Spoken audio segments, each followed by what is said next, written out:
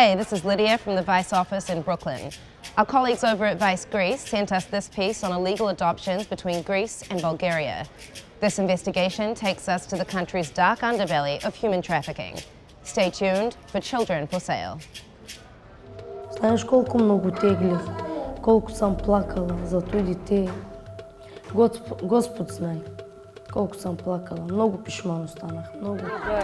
Само бебе раждат, продават децата, няма къде да отиват. Ουσιαστικά μας είχε αρπάξει αυτή η γυναίκα. Μας έφερε εδώ πέρα για να μας πουλήσει τα όργανα. Είχε αυτόν τον σκοπό. Ουσιαστικά ήθελε να μας σκοτώσει.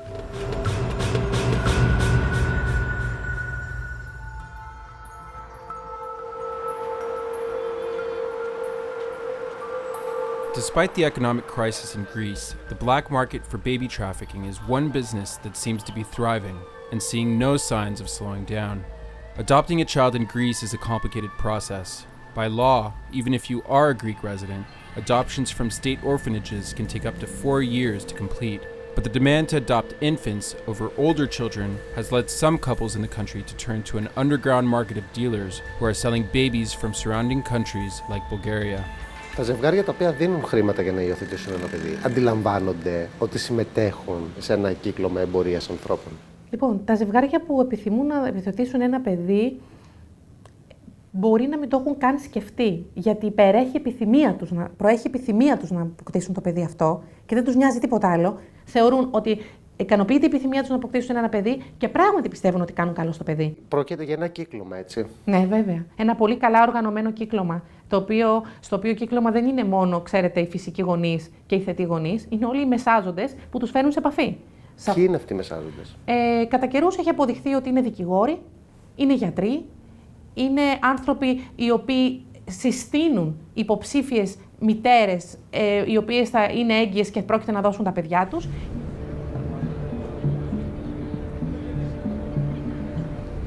Η εκδίκαση των ιδιωτικών υιοθεσιών γίνεται εδώ στα δικαστήρια της Ευελπίδων. Εδώ είναι που μια παράνομη υιοθεσία γίνεται ουσιαστικά νομότυπη. Ο φαύλος κύκλος των παράνομων υιοθεσιών θα μπορούσε να σπάσει αν ο δικαστής είχε δικαίωμα να κάνει περισσότερες ερωτήσεις στη βιολογική μητέρα. Η πιο βασική θα ήταν πώς γνώρισες το ζευγάρι στο οποίο δίνεις τώρα το παιδί σου. Αν κάποιος κάνει μια βόλτα εκεί, θα δει πάρα πολλές μητέρες φυσικές, οι οποίες είναι από την ίδια χώρα προέλευσης. Τις περισσότερες φορές εκπροσωπούνται από τον ίδιο συνάδελφο, από τον ίδιο δικηγόρο. Φανταστείτε ότι ένας δικηγόρος μπορεί να έχει σε ένα πίνακα υιοθεσιών την ημέρα 25 υιοθεσίες να εκπροσωπεί τις 19. Αυτό, ξέρετε, είναι λίγο περίεργο. Επίσης, έχουν συμβεί πολύ συχνά η ίδια μητέρα από πιστοποιητικό γέννησης, από πιστοποιητικό οικογενειακής κατάστασης που έχει στο δικαστήριο, να έχει γεννήσει 9 παιδιά και τα 9 παιδιά να έχουν δοθεί για υιοθεσία. Το οποίο δεν είναι παράνομο για την Ελλάδα. Αλλά έχει επίσης ενδιαφέρον εξαιρετικό. Pregnant women are brought to Greece from Bulgaria to give birth, and then appear in court to sign private adoption papers. In other cases, traffickers bring women to Greece by force, impregnate them, and then follow the same procedure in court. Sometimes the trafficking networks includes nurses and medical staff who may testify in court to deny the existence of the biological mother altogether.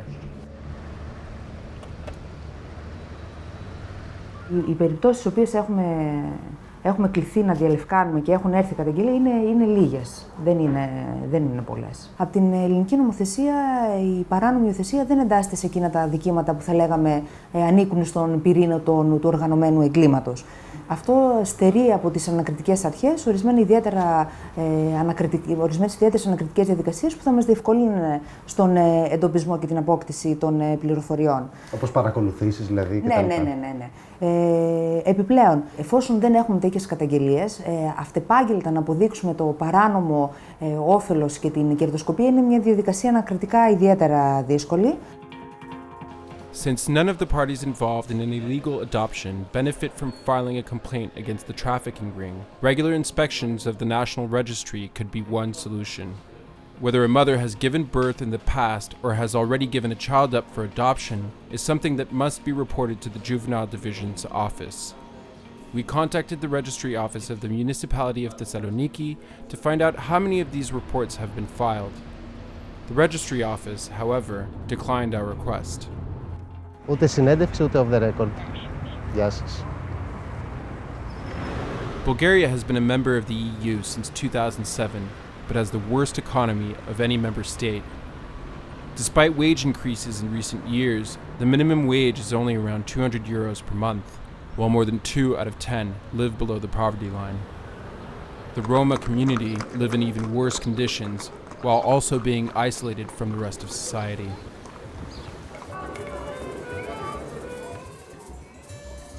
Burgas is usually considered the best city in Bulgaria to live in, despite having one of the highest crime rates in the country.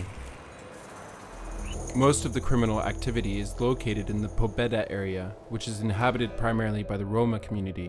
This narrow strip of land next to the port is one of the poorest regions in the EU. Σήμερα θα κάνουμε την πρώτη απόπειρα να πάμε στο κέντρο του γκέτου των Ρωμά, στην περιοχή Πομπέτα. Στάτουя. Είχαμε διαβάσει ότι κάποιες γυναίκες πουλάνε τα παιδιά σε ζευγάρια στην Ελλάδα. Το έχεις ακούσει εσύ αυτό? Ξέρω αυτά η ιστορία. Με μεγάλα είναι αυτή η ιστορία. Ξέρω. Για πες μου, τι ξέρεις δηλαδή? Ξέρω πολύ, δεν μπορώ να μιλάω τώρα εδώ. How much would you sell the baby? За 6 само бебе раждат, продават децата, няма къде да взимат. In Pobeda, it is said to be widely known which women have sold babies to Greece and which are involved as mediators in trafficking. There have been allegations that police are also aware.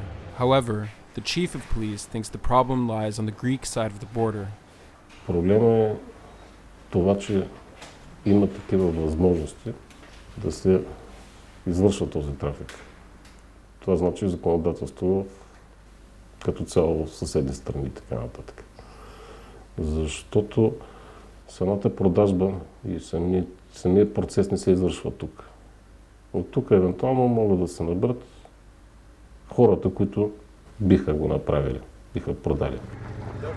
Why were you in the prison? What happened? Бях невинен. Съдиха ми 10 години за няма нищо. Трафик за лапите, трафик за деца. How do you feel about the women that sell their kids? How do you feel about them? Те сами идват, вика нямаме къщи, вика. Те сами идват, ние зор пирмо не ги карваме. Те сами идват. Искат да си вземат къщи да си вземат. Да, те сами идват. Не е назор, не. Има Господ отгоре, не е хубаво. Пика, нямаме пари, нямаме за къщи. And when they come to you, what do you say to them? Те вика, нуждае се, вика, от пари се нуждае, вика. Те имат по 4-5 деца, вика, искат да си вземем къща, това е друго нищо. Аз едно пробвам, ама не стана. When you try to sell the baby, how much money would you get? Зависи, 15-20 хиляди лева, български пари. Лева.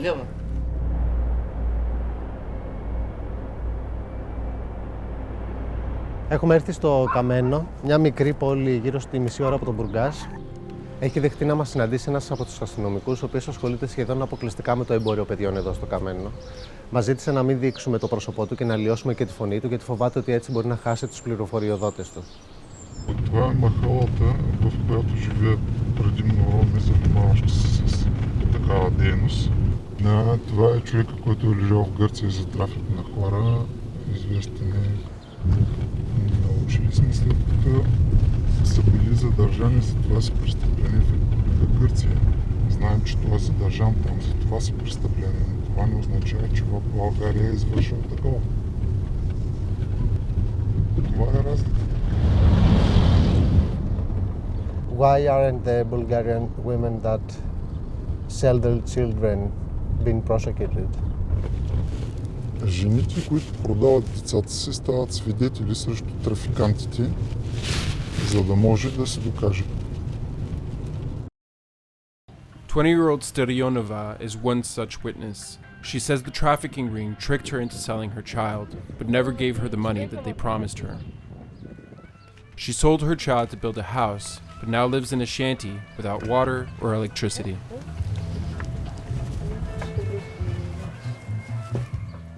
Манинко, ама, ко може да се прави? И мръсно е. Знам, че е мръсно, няма пари да се мажи, няма пари да се плати тока. Ще ми стигнат, ама къде ще стигнат? Къщите са скъпи.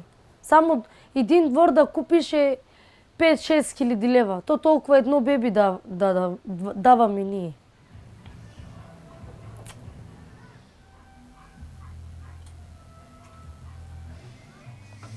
Do you feel okay?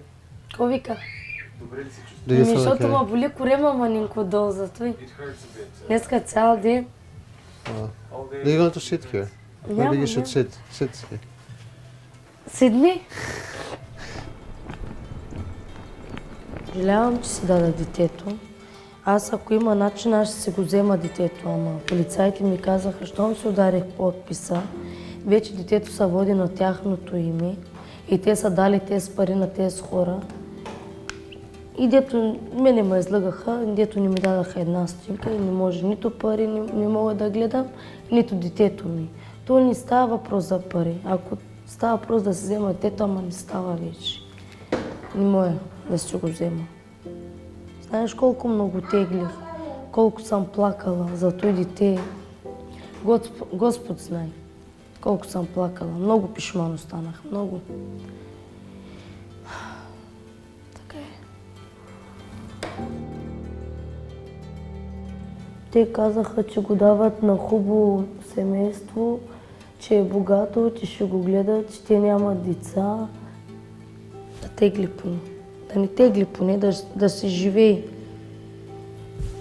И казаха ми, че името му сложиха Андрей.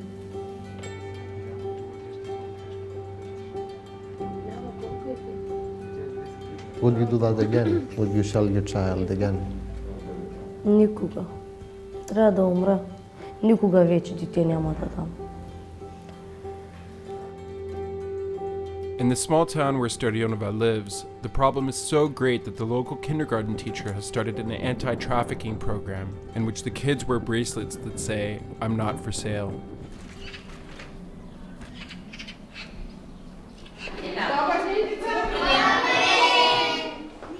В тази групичка работим по проекта Деца и младежи срещу трафика на бебета и деца в община Камено, защото сме провокирани от събитията, които се случват на територията на общината.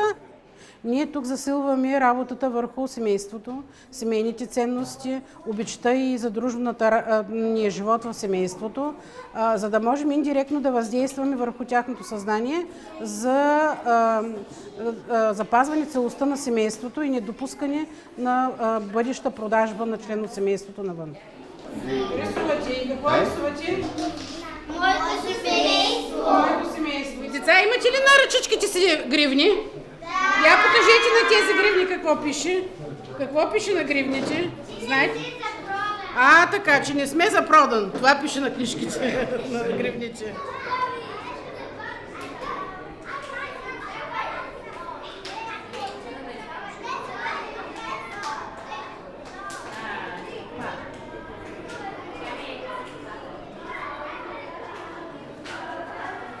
Те обикновено ни разказват за собствените си семейства, за близките. Примерно, чичо еди кой си или леля еди коя си, отидаха в Гърция и там тя се продаде детето и като се върна, донесоха много пари и построиха къща. Купиха на другите деца дрехи, обувки и в училище и така. Това разказват. Големи деца, като тези, които вие гледахте, те са напълно в така съзнателно разказват.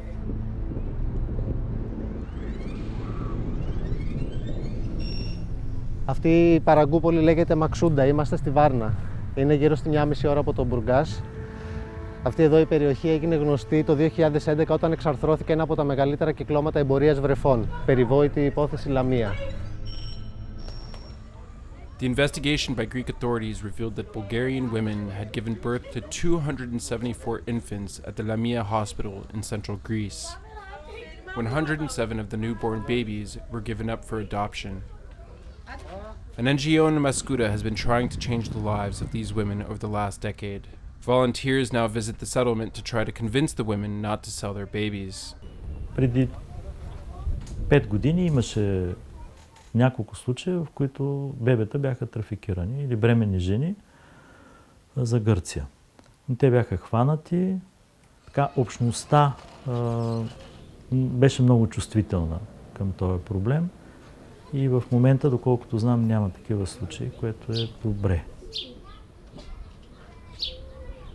До някъде, може би и ние сме повлияли малко на този процес, защото ние като организация имаме клубове, имаме доброволци, които се срещат с други млади хора и им казват каква е цената, истинската цена на едно бебе в Гърция, колко взема една жена. И бих искала да изпратя едно съвсем човешко послание от името на слабите майки и бедните в България към тези хора, които се възползват от това, че те са бедни и имат здравословни проблеми. Моля ви, не го правете, защото заради 1000 лева не знаете какво причинявате.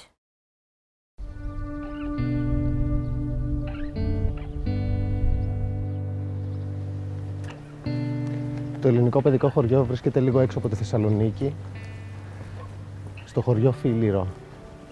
Εδώ καταλήγουν κάποια από τα παιδιά που είναι θύματα της εμπορίας βρεφών. The children who reside here have no family, have been reportedly abused, or were abandoned by their families. Πώς μπορεί να επηρεάσει την ψυχολογία ενός παιδιού όταν μάθει ότι κάποιος προσπάθησε να το πουλήσει ή κάποιος πλήρωσε για να το αποκτήσει? Φαντάζομαι ότι και αυτό είναι αρκετά δύσκολο. Κοιτάξτε, είναι πάρα πολύ δύσκολο. Νομίζω ότι παίζει πολύ σημαντικό ρόλο με ποιον τρόπο θα μάθει το παιδί την ιστορία του και σε τι ηλικία θα είναι και φυσικά πόσο προετοιμασμένο θα είναι. Δυστυχώς, τα παιδιά δεν μπορούν να αντιληφθούν ότι αυτά δεν έχουν καμία ευθύνη και πολλές φορές κάνουν και την πολύ άσχημη ερώτηση: μήπως έφταιγα εγώ? Εντοπίσαμε ένα κορίτσι 17 χρόνια από την απόπειρα να πουληθεί από μια γυναίκα για να της αφαιρεθούν τα ζωτικά της όργανα. Θα πάω να τη συναντήσω τώρα εδώ στο ελληνικό παιδικό χωριό. Τη λένε Δήμητρα και είναι 20 ετών. Δήμητρα, πες μας λίγο την ιστορία σου. Έχω γεννηθεί στη Ρωσία. Ήμουνα σε ένα ρώσικο ίδρυμα. Από εκεί πέρα, από ό,τι μου έχουν πει, μας έχει πάρει μια γυναίκα, εμένα και άλλα 2 κοριτσάκια. Ουσιαστικά μας είχε αρπάξει αυτή η γυναίκα. Μας έφερε εδώ πέρα για να μας πουλήσει τα όργανα. Είχε αυτόν τον σκοπό. Μας φανέρωσε στα δικά της παιδιά. Μας είχε σε ένα ξενοδοχείο και εμείς σαν μικρά παιδιά κάναμε φασαρία. Έτσι διαμαρτυρήθηκαν μέσα στο ξενοδοχείο και έτσι και η αστυνομία μας βρήκε. Προσπάθησαν να βρουν κάποια στοιχεία για μας. Για τα άλλα 2 κοριτσάκια, από ό,τι έχω μάθει, έχουν βρει, αλλά για εμένα που έψαξαν δεν βρήκαν τίποτα. Ώστε έτσι εγώ να κρατήσω το δικό της επίθετο και ακόμα και αυτή τη στιγμή έχω το δικό της επίθετο. Για μένα αυτό είναι κάτι ξένο, δεν είναι κάτι δικό μου αυτό το επίθετο. Δεν το θέλω, θέλω να το αλλάξω. Μου έρχονται σκέψεις πολύ άσχημες από αυτά που έχω περάσει και δεν θέλω. Θέλω να το αφήσω πίσω μου και να ξεκινήσω τη δικιά μου ζωή, να κάνω κάτι δικό μου, να τα αφήσω όλα αυτά πίσω και να συνεχίσω εγώ μπροστά. Πώς αισθάνεται όμως ένα παιδί το οποίο μαθαίνει ότι προσπάθησαν να το πουλήσουν?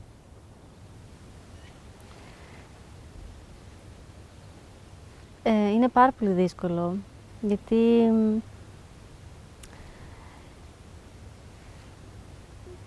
λες υπάρχει τόσο κακία σε αυτόν τον κόσμο, υπάρχει τέτοιος άνθρωπος. Στεναχωριέσαι πάρα πολύ, είναι πολύ δύσκολο. Τώρα τι πρόβλημα αντιμετωπίζεις με τις αρχές? Με τα χαρτιά μου δεν έχω ταυτότητα. Δεν υπάρχει πιστοποιητικό γεννήσεως και δεν μπορώ να δουλέψω, γιατί τώρα πια έχω μεγαλώσει κιόλας. Δεν μπορώ να δουλέψω. Αισθάνομαι ένα τίποτα. Ένα τίποτα, πραγματικά. Δεν μπορώ να κάνω τίποτα. Όταν δεν έχεις ταυτότητα είσαι ένα τίποτα.